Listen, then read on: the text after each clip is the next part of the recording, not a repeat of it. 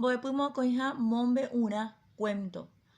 Mombe'urã ha'epeteĩ jehaipy ndaha'éiva añetegua ha ikatúva ñanembovy'a ha ñanerekombo'éva ani hag̃ua jajahéi térã jajapo'i maymávape.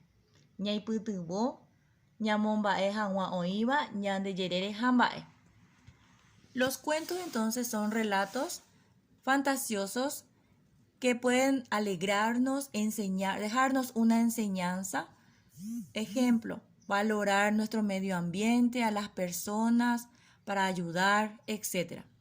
Hetepy, la estructura. Mombe'urã netepýniko koicha, ñepyrũ, mbyte ha paha.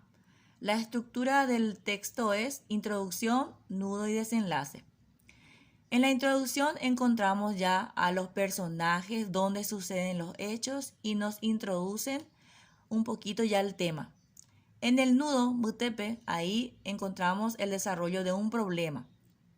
Pahápe, y ahí ya encontramos la solución del problema presentado. Mombe'urã rekorembe'y, bueno, quienes forman parte también, avakuéra, los personajes, jehupyre, los hechos, tenda, lugar, ára, tiempo. Ko'ã mba'e ha'ehína mombe'urã retepy.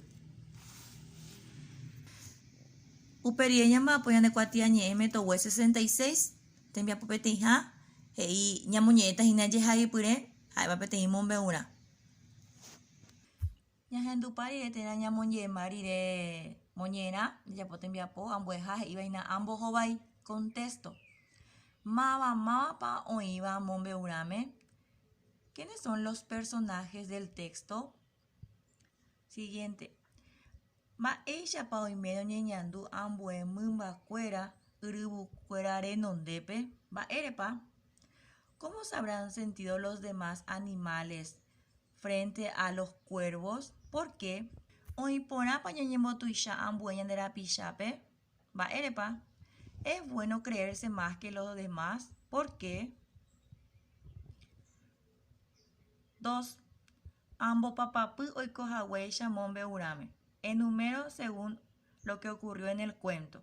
Vamos a utilizar los números para la secuencia. Número 3. Completo. Amoimba. Mombe'urã oñe'ẽ. El cuento trata sobre, ahí vamos a explicar cuál es el tema del cuento. Kuatĩ oñeñandu, ¿cómo se sentía el kuatĩ?